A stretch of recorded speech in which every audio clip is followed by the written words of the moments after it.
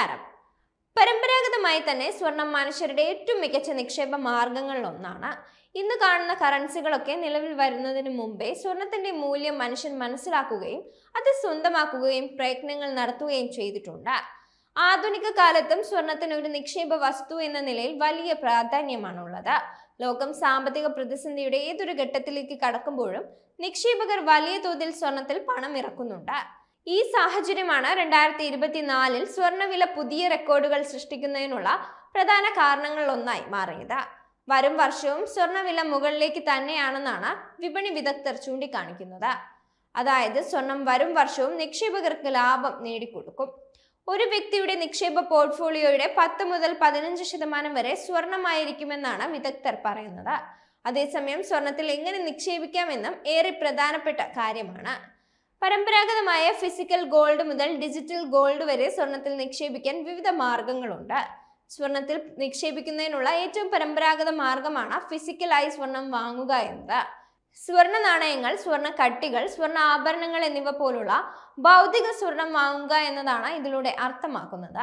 ആഭരണമായി വാങ്ങുകയാണെങ്കിൽ പണിക്കൂലിയും GST മറ്റ് ചാർജുകളും ഒക്കെ നമ്മൾ നൽകേണ്ടി വരും. സ്വർണം ആഭരണമായി വാങ്ങുമ്പോൾ സാധാരണ ഡിസൈന് 5% മുതലാണ് പണിക്കൂലി ഈടാക്കുന്നത്. ഡിസൈൻ അനുസരിച്ച് പണിക്കൂലിയിൽ 20% വരെ ഉയരാം.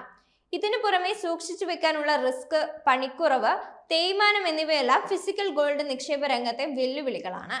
അതായത് മോഷണം ഉൾപ്പെടെയുള്ളവ ഭയക്കണം. അതേസമയം ആഭരണമായി അണിയുന്നതിനുള്ള സംതൃപ്തി ലഭിക്കണമെങ്കിൽ സ്വർണം നേരിട്ട് വാങ്ങുക തന്നെ വേണം. സ്വർണ്ണ നാണയങ്ങളും കട്ടികളുമായി വാങ്ങുമ്പോൾ പണിക്കൂലി ഉണ്ടാകില്ലെങ്കിലും വാങ്ങിയ വിലയേക്കാൾ കുറഞ്ഞ മൂല്യമായിരിക്കും ലഭ്യമാവുക. നിക്ഷേപം എന്ന നിലയിൽ സ്വർണത്തെ നോക്കി കാണുന്നവരാണ് നിങ്ങളെങ്കിൽ ഗോൾഡ് ETF സ്വന്തമാക്കുന്നതാണ് നല്ലത്. ഫിസിക്കൽ ഗോൾഡിന് നിക്ഷേപിക്കുന്ന മ്യൂച്വൽ ഫണ്ട് യൂണിറ്റുകളാണ് ഗോൾഡ് ETF. ഓഹരികൾ പോലെ സ്റ്റോക്ക് എക്സ്ചേഞ്ചുകളിൽ വ്യാപാരം ചെയ്യുന്ന ഇവയുടെ മൂല്യം സ്വർണത്തിന്റെ വിപണി വിലയുമായി നേരിട്ട് ബന്ധപ്പെട്ട് കിടക്കുന്നുണ്ട്. ഗോൾഡ് ETF നിക്ഷേപിക്കുന്നവർക്ക് കള്ളൻ കട്ടുകൊണ്ടു പോകുമോ, പണിക്കൂലി നൽകേണ്ടി വരും, തേയ്മാനം ഉണ്ടാകുമോ എന്നൊന്നും ആശങ്ക വേണ്ട. സ്വർണത്തിൽ നിക്ഷേപിക്കുന്നതിനുള്ള സൗകര്യപ്രദവും ചിലവ് കുറഞ്ഞതുമായ മാർഗങ്ങളിലൊന്നുമാണ് സ്വർണ്ണ ETF നിക്ഷേപം.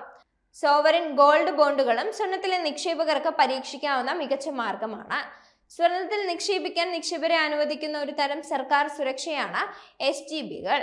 8 വർഷമാണ് ബോണ്ടുകളുടെ കാലാവധി. 5-ാം വർഷം മുതൽ നിക്ഷേപം പിൻവലിക്കാം. 8 വർഷം കഴിഞ്ഞാണ് പിൻവലിക്കുന്നതെങ്കിൽ ആദായ നികുതി നൽകേണ്ടതില്ല. സ്വർണത്തിന്റെ നിലവിലെ വിപണി വില മെച്യൂരിറ്റി തുകയായി ലഭിക്കുന്നതിന് പുറമെ പ്രതിവർഷം 2.5% പലിശയും SPGകൾക്ക് ലഭിക്കും. ഇന്ത്യൻ പൗരത്വമുള്ള ഏതൊരു വ്യക്തികൾക്കും പ്രതിവർഷം 4 കിലോഗ്രാം വരെ സ്വർണം ഇത്തരത്തിൽ വാങ്ങാനാകും. ഫിസിക്കൽ ഗോൾഡിന്റെ ഇലക്ട്രോണിക് രൂപമായ ഡിജിറ്റൽ ഗോൾഡിൽ നിക്ഷേപിക്കാനുള്ള സാധ്യതകളും ഇന്ന് വിവിധ കമ്പനികൾ തുറന്നിടുന്നുണ്ട്. ഡിജിറ്റൽ സ്വർണം ഓൺലൈനായി വാങ്ങാനും വിൽക്കാനും കഴിയുമെന്ന് മാത്രമല്ല, നിക്ഷേപകർക്ക് ആവശ്യമായി വരുമ്പോൾ അത് ഭൗതിക സ്വർണമാക്കി മാറ്റാനും കഴിയും. അതേസമയം വിശ്വസനീയമായ കമ്പനികളിൽ നിന്നും സ്വർണം വാങ്ങാൻ പ്രത്യേകം ശ്രദ്ധിക്കണം. നിക്ഷേപകർക്ക് അവരുടെ താല്പര്യത്തിനും മനോഭാവത്തിനും അനുസരിച്ച് നിക്ഷേപം നടത്താവുന്നതാണ്. ഓഹരി വിപണിയിൽ ലാഭനഷ്ട സാധ്യതകൾ എല്ലായ്പ്പോഴും ഉണ്ടാവുമെന്ന് മനസ്സിലാക്കണം.